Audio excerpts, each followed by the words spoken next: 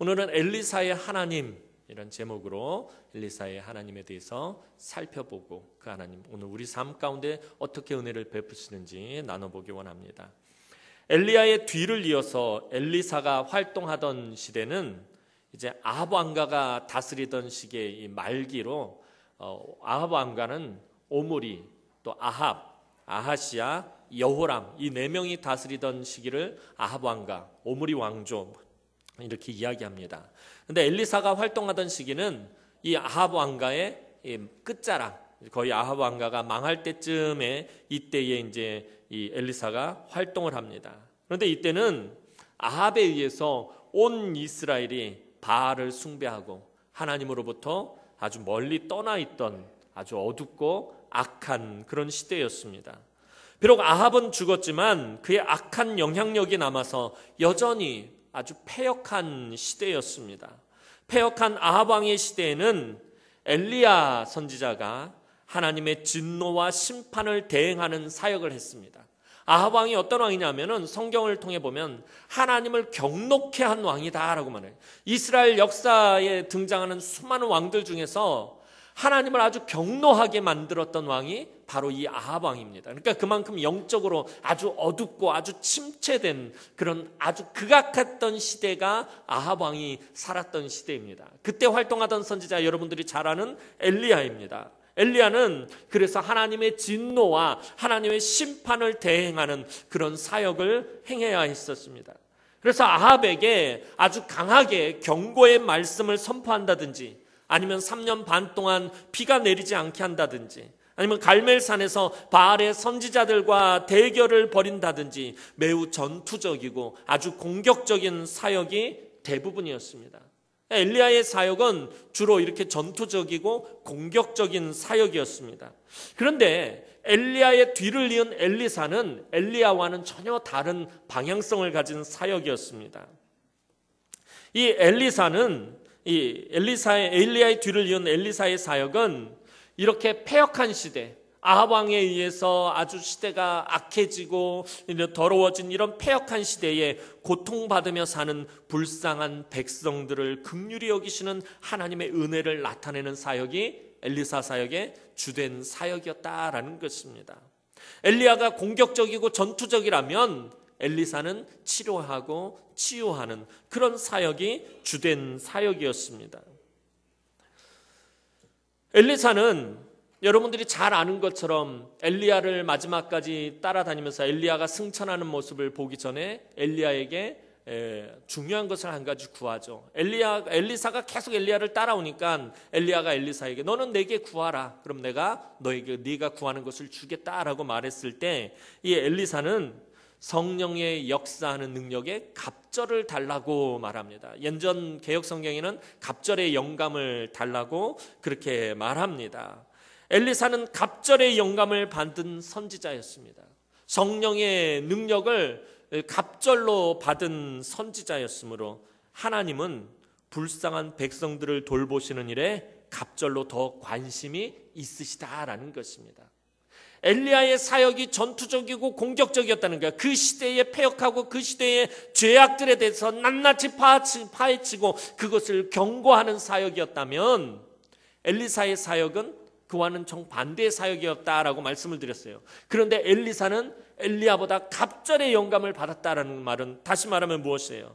하나님께서 엘리사의 사역, 그 치료하시고 회복시키는 것에 더 관심을 가지고 계셨다라는 것입니다. 갑절로 관심을 가지고 계셨다라는 말이 된다라는 것입니다.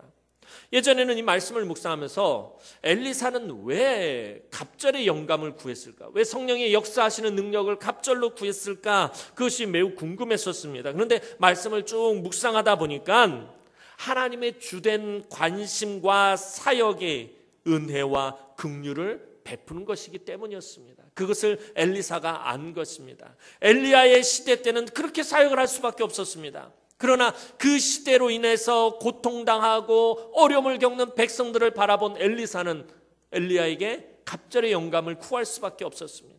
하나님께서는 은혜와 긍휼을 베푸시는 분이시기 때문입니다. 엘리사는 심지어 어떤 일까지 합니까? 원수의 나라의 군대 장관인 나아만의 문둥병까지 고쳐줍니다. 원수의 나라입니다. 지금까지 이스라엘에게 해를 끼쳤던 그 원수의 나라 아람 나라의 군대 장관까지도 치료해 줍니다. 또 도단성에 이 엘리사를 붙잡으려고 쳐들어왔던 아람의 군대, 그 아람의 군대 적군을 살려서 돌려보내줍니다. 엘리야와는 전혀 다릅니다. 엘리야 같았으면 단칼에 치든지 그가 갈멜산에서 바알의 선지 450명을 때려잡았던 것처럼 이 도단성에 쳐들어온 적군을 다 아마 때려잡았을 텐데 엘리사는 그렇게 하지 않았다라는 것입니다.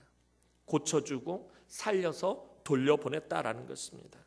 왜냐하면 하나님은 심판이 목적이 아니라 고치시고 치료하시고 회복하시는 것에 더 관심이 있고 그것을 목적으로 두고 일하시기 때문이다라는 것입니다.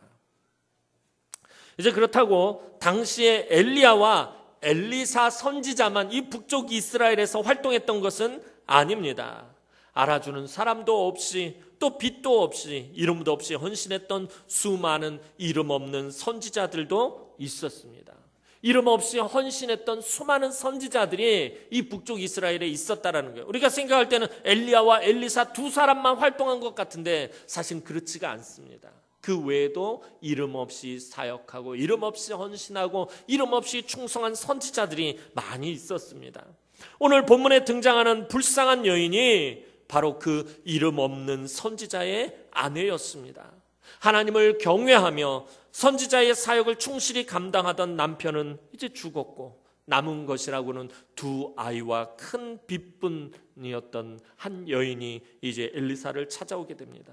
얼마나 크게 빚을 졌는지 그만 이 빚 때문에 자신의 소중한 아이들이 빚쟁이에게 종으로 팔려갈 처지에 놓여 있었습니다. 이 여인은 지독한 가난으로 온갖 고난과 고통을 당하고 있었습니다. 이제 도저히 어찌할 수 없는 한계 상황에 이르자 이 여인은 자신의 남편이 섬겼던 엘리사를 찾아와서 자신의 처지와 또 마음 아픔과 쌓인 원망을 다 쏟아냈습니다. 너무나도 딱한 사정을 들었을 때 엘리사도 참 기가 막혔을 것입니다. 모든 먹을 것과 입을 것을 하나님께 다 맡기고 하나님을 경외하며 충성되게 헌신하던 선지자가 죽었습니다. 그런데 그 남겨진 가족들, 전에 말씀드렸던 것처럼 이 고대 사회는 남자가 없으면 도저히 경제 활동을 할 수가 없습니다. 그래서 남겨진 사람들이 먹고 사는 생계에 큰 위험을 당하게 됩니다. 그래서 하나님께서는 율법에 과부와 고아를 돌볼 것을 계속해서 명시하는 이유가 거기에 있는 것입니다. 남자의 노동력으로 이 가게 경제가 돌아가게 돼 있는데 이 남자의 노동력이 없어지면 이 가게 경제는 그만 무너지게 되는 것입니다. 그냥 굶어 죽게 되는 것입니다. 그래서 하나님께서는 과부와 고아를 절대로 외면하지 말 것을 율법에 아주 철저하게 명시해 놓은 것입니다. 그런데 오늘 이 여인도 마찬가지입니다. 남편이 그나마 하나님의 선지생도였습니다. 하나님 나라의 일을 한다고 이 가정을 아마 돌보지 못했을 것 같아요. 그러니 여기서 양식을 좀 꾸고 저기 가서 양식을 좀 꾸고 그렇게 살다가 남편이 그만 죽고 말았습니다. 그러니 계속해서 빚을 질 수밖에 없었고 그 빚을 이제 더 이상 감당할 방법이 없게 된 것입니다. 빚쟁이들이 그 자기의 소중한 두 아이들을 이제 종으로 팔아버리려고 합니다. 근데 사실 엘리사도 지금 이 여인을 도와줄 방법이 아무것도 없습니다. 왜냐하면 엘리사도 가진 것이 없기 때문입니다. 엘리사라고 해서 돈이 많은 것이 아닙니다. 엘리사도 가진 돈이 아무것도 없었습니다. 여인의 말을 다 들은 후 엘리사는 그녀가 무엇을 가지고 있는지 물었습니다. 자신이 아무것도 없음을 와서 엘리사에게 하소연했던 이 여인에게 엘리사는 무엇을 더 집중적으로 보고 있습니까? 없는 것을 보는 것이 아니라 이 여인에게 아무것도 없음을 본 것이 아니라 그 중에서라도 네가 가지고 있는 것이 무엇인지를 물었습니다. 그녀가 가진 것은 오직 적은 양의 기름 한 그릇뿐이었습니다. 이제 엘리사는 그녀를 도와줄 방법을 찾아내었습니다. 그녀로 하여금 이웃들에게 가서 빈 그릇들을 아주 많이 빌려다가 집에 있는 그 기름을 붓도록 하였습니다. 그러자 놀라운 기적이 이 여인에게 나타났습니다. 빈 그릇들의 기름이 다 찰 때까지 기름이 끊어지지 않고 계속해서 부어지는 것이었습니다. 빈 그릇들을 다 채우고 나서야 기름은 멈추었습니다. 엘리사는 그 기름을 다 팔아서 빚을 갚고 남은 것으로는 그녀와 두 아이들이 생활하도록 그렇게 하였습니다. 오늘 본문은 표면적으로는 엘리사의 능력을 보여주고 있습니다. 그러나 오늘 본문이 말하고자 하는 것은 엘리사가 능력이 많아서 이런 기적을 일으켰다라는 것을 지금 말하려고 하는 것이 아닙니다. 엘리사는 엘리야의 뒤를 이어서 선지자의 사명을 감당하도록 하나님이 세운 하나님의 선지자였습니다.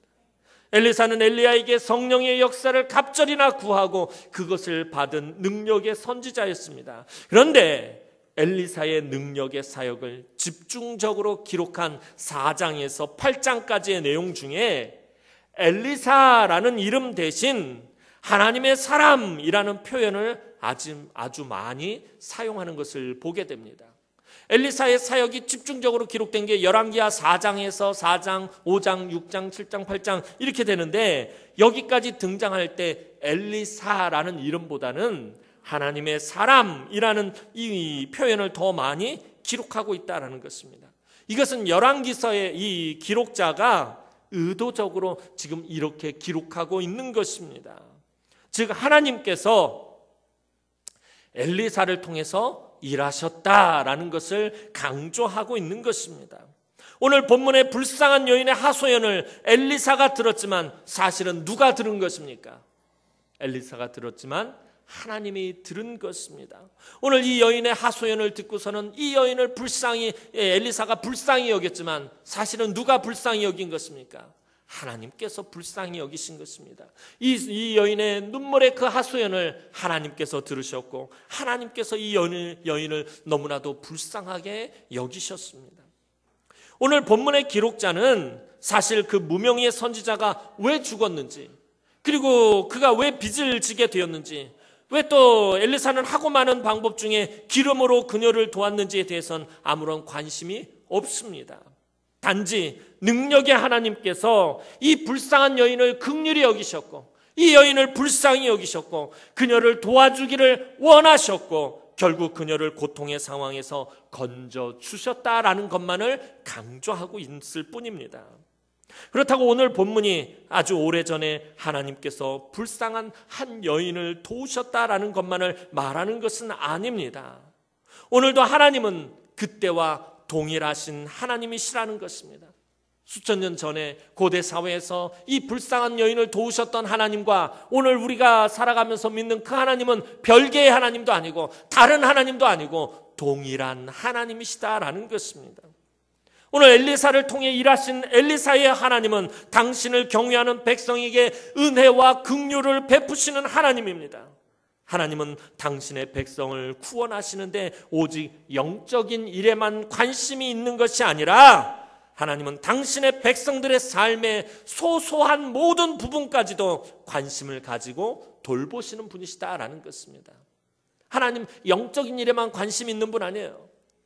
하나님은 영이시기 때문에 영적인 일에만 관심이 있다라고 생각해서는 안 돼요. 하나님 우리의 영혼이 구원받아서 천국에 가는 일에만 하나님 관심이 있는 것이 아니라 하나님 그 사랑하는 백성들이 이 땅을 살아가는 동안에 이 험한 세상을 살아가는 동안에 이 풍파많은 세상을 살아가는 그 삶의 소소한 모든 일, 그 사소한 일까지도 하나님은 관심을 가지고 돌보시는 분이시다라는 것입니다. 하나님은 목적이 있어서 우리를 하나님의 백성으로 부르셨습니다. 사도 베드로의 표현을 빌리면 그것은 택한 족속이요 왕 같은 제사장으로 사용하시기 위해서 오늘 저와 여러분을 부르셨습니다. 저와 여러분은 하나님 나라가 땅끝까지 확장되는 것을 위해서 분명히 부름을 받았습니다. 그런데 사실 부름을 받은 우리의 대부분의 삶은 가난할 때가 아주 많습니다. 즉 부족하고 모자란 것이 많아서 풍족하지 않을 때가 많다라는 것입니다. 앞으로도 그러할 것입니다. 우리가 생각한 것처럼 그렇게 우리는 풍족한 삶을 살지 못할지도 모릅니다. 그런데 중요한 것은 오늘 저와 여러분이 경제적으로 풍요롭기 위해서 또 잘 먹고 잘 살기 위해서 부름을 받은 것은 아니다라는 것입니다. 제가 늘 말씀드리는 게 뭐예요? 예수 믿는 목적이 도대체 뭐냐라는 것이에요. 오늘 저와 여러분들이 예수 믿는 목적이 뭐예요? 복 받기 위해서, 잘 먹고 잘 살기 위해서, 경제적으로 풍요롭기 위해서, 자손들이 잘 되기 위해서, 그것이 목적이 아니다라는 거예요. 우리가 도대체 왜 예수 믿는 것입니까? 그것이 목적이면 우리가 세상 사람들과 다를 바가 무엇이 있겠습니까? 예수를 믿어도 세상적인 가치를 가지고 믿는다면 우리는 하나님의 백성이 아닙니다. 그냥 여전히 아직도 세상 사람일 뿐이다라는 것입니다. 우리가 신앙생활하는 목적은 분명히 다르다라는 것입니다. 내가 예수를 믿는 목적이 세상적인 가치 때문은 아닙니다. 세상적인 가치가 무엇입니까? 돈을 많이 버는 것입니다. 잘 먹고 잘 사는 것입니다. 출세하는 것입니다. 성공하는 것입니다. 남들 앞에서 보란 듯이 큰 소리치면서 떵떵거리면서 사는 것입니다. 좋고 큰 집에서 살고 좋은 세단을 굴리면서 그렇게 펑펑 쓰면서 그렇게 사는 것이 세상적인 가치입니다. 그러나 우리가 예수를 믿는 목적은 그런 세상적인 가치 때문이 아니다라는 것입니다. 때로는 배고픔이 있을 수 있습니다. 예수를 믿는데 때로는 갈급함이 넘쳐나요. 때로는 배고플 수 있어요. 예수를 믿는데 자녀들을 키우며 뒷바라지를 제대로 해주지 못해서 마음이 미어질 때도 있을 것입니다. 때로는 돈이 없어서 전전긍긍하며 마음을 아파할 때도 있을 것입니다. 병을 고치기는커녕 오히려 병을 더 키울 때도 많을 것입니다. 어떤 때는 사람들에게 무시를 당할 때도 있을 것입니다. 어떤 때는 사람들에게 상처를 받을 때도 있을 것입니다. 하지만 그럼에도 우리가 붙들 수밖에 없는 것은 하나님의 신실하신 약속의 말씀입니다. 하나님께서는 자기 백성의 생활을 돌보아 주시는 분이시기 때문입니다. 하나님께서 당신의 백성을 돌보시는 방법은 각 사람마다 다 다르지만 당신의 백성을 돌보신다라는 것만은 변함없는 사실입니다. 각 사람에게 알맞게 하나님께서는 돌보아 주십니다. 저 사람은 저렇게 돌보아 주셨는데 왜 나는 그렇게 돌보아 주시지 않는가? 라고 말할 수 없습니다. 하나님은 각 사람마다 그 사람 형편과 처지와 상황에 맞게 하나님의 선하신 뜻대로 돌보시기 때문입니다. 오늘 본문에서 하나님은 엘리사를 통해서 기적을 베푸심으로 당신을 경외하는 백성을 돌보셨습니다. 오늘날도 하나님은 당신의 백성을 어김없이 돌보십니다. 하나님 동일하신 분이시기 때문에 수천 년 전에 이 여인을 돌보셨듯이 오늘날도 하나님은 저와 여러분들을 돌보십니다. 하지만 본문에 나타난 기적을 그대로 사용하시지는 않으십니다. 오늘 본문 말씀을 보면서 하나님께서는 이 기름으로 이 불쌍한 여인을 돌보셨구나. 하나님 오늘 나에게도 이 기름으로 돌보시겠지. 그래서 집에 가셔서 식용유를 꺼내가지고 빈 그릇에 내리 붓는다고 그 기름이 채워지지는 않는다라는 거예요. 그러니까 절대 따라하지는 마세요. 그러고서는 목사님 어떻게 이러실 수가 있어요? 하나님께서 기름으로 도우시지 않네요. 동일하신 하나님이라며요. 이때 도우셨던 방법으로 오늘도 도우시지는 않는다라는 거예요. 저와 여러분들에게 알맞는 방법으로 하나님은 도우시고 역사하신다라는 것입니다. 사랑하는 성도 여러분, 하나님이 자기 백성을 돌보시는 것은 변함없는 사실인데 중요한 것은 누군가를 통해서 역사하신다라는 거예요. 당신을 경외하며 이름도 없이 빚도 없이 애쓰고 수고하다가 죽은 그 선지자의 아내와 남겨진 가족을 누구를 통해서 하나님께서는 도우셨습니까? 엘리사를 통해서 도우셨다라는 거예요. 하나님은 누군가를 통해서 역사하신다라는 거예요. 전에도 말씀드렸듯이 하나님은 누구를 통해서 일하십니까? 사람을 통해서 일하신다라는 거예요. 하나님은 사람을 통해서 일하십니다. 다시 말해서 하나님은 오늘 저와 여러분을 통해서 일하신다라는 것입니다. 우리 모두가 다 부유하지는 않습니다. 다 각기 형편과 사정이 다릅니다. 그러나 나누어 줄 것이 전혀 없을 만큼 가난한 사람은 거의 없습니다. 우리가 나누어 줄 것이 없다고 여기는 것은 우리가 생각할 때 나는 다른 사람들에게 나누어 줄 것이 없어, 나는 다른 사람에게 베풀어 줄 것이 없어 라고 생각하는 것은 나누어 줄 것이 없어서가 아니라 나누어 주고 싶은 마음이 없기 때문일 것입니다. 하나님은 우리를 통해서 일하시기 때문에 하나님은 분명히 저와 여러분들을 통해서 일하십니다.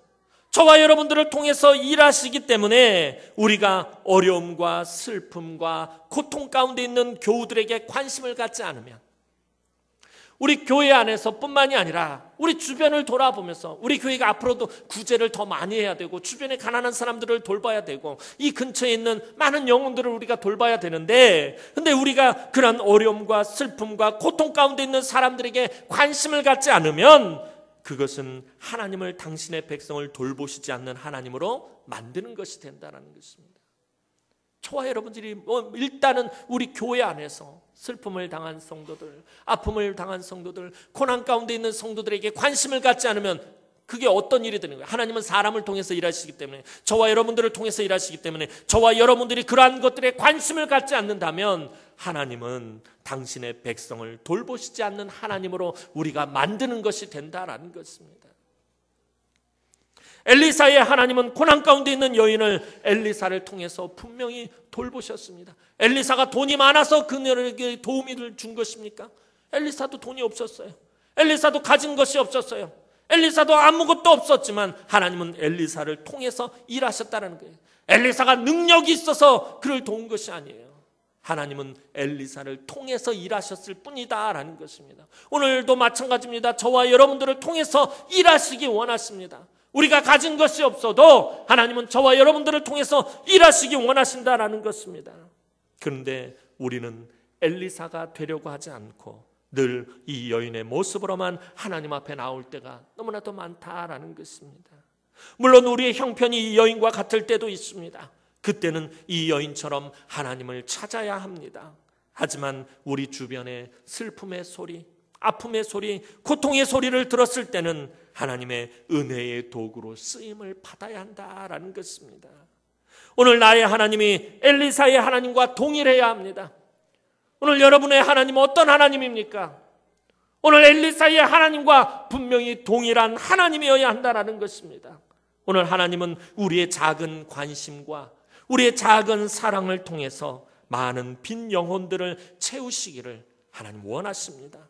주님이 나에게 그러하셨듯이, 우리 주님께서 나한테 그러하셨듯이 당신의 살과 피를 다 내어주시고 생명까지 다 바치신 것처럼 그렇게 하지는 못할지라도 그분의 마음으로, 우리 주님의 마음으로 서로를 돌아보며 당신의 백성을 정성껏 돌보시는 그 하나님을 증거하는 우리 사랑하는 주의 귀한 남흥의 복된 성도들이 되기를 주님의 이름으로 축원합니다. 기도드리겠습니다. 사랑과 은혜가 많으신 아버지 하나님, 은혜와 사랑을 진심으로 감사를 드립니다. 오늘도 하나님 사랑하는 주의 귀한 성도들을 불쌍히 여겨주시고 긍휼히 여겨주시옵소서. 오늘도 우리의 사소한 일까지 돌보시는 그 하나님께서, 이 엘리사의 하나님께서 오늘도 우리와 변함없이 동일하신 하나님이신 줄로 아오니, 하나님 사랑하는 주의 귀한 성도들을 오늘도 하나님께서 돌보아 주옵소서. 그 가운데서 하나님 우리 성도들 한 사람 한 사람을 하나님 사용하시고 하나님 붙들어 주시어서 주님의 몸된 이 교회가, 이 공동체가 날마다 돌보시는 하나님의 그 은혜와 긍휼로 가득 차고 넘치게 하여 주옵소서. 그래서 아버지, 많은 성도들이 날마다 하나님 앞에 나와 예배할 때마다 회복되어지고 치유되어지는 그러한 은혜와 능력의 역사들이 넘쳐나게 하시고, 아버지 하나님, 우리가 더 나아가서는 이 주변에 많은 죽어가는 영혼들을 하나님 불쌍히 여기고 긍휼히 여기며 그들에게 하나님의 사랑을 나누어 주는 아버지 하나님 복된 삶을 살아갈 수 있도록 하나님 은혜를 베풀어 주시고, 우리 남은교회를 아버지 하나님 그렇게 사용하여 주옵소서. 우리 남은교회를 통해서 돌보시는 하나님이 날마다 증거되어지게 하여 주옵소서. 감사를 드렸고 예수님의 이름으로 기도하옵나이다. 아멘.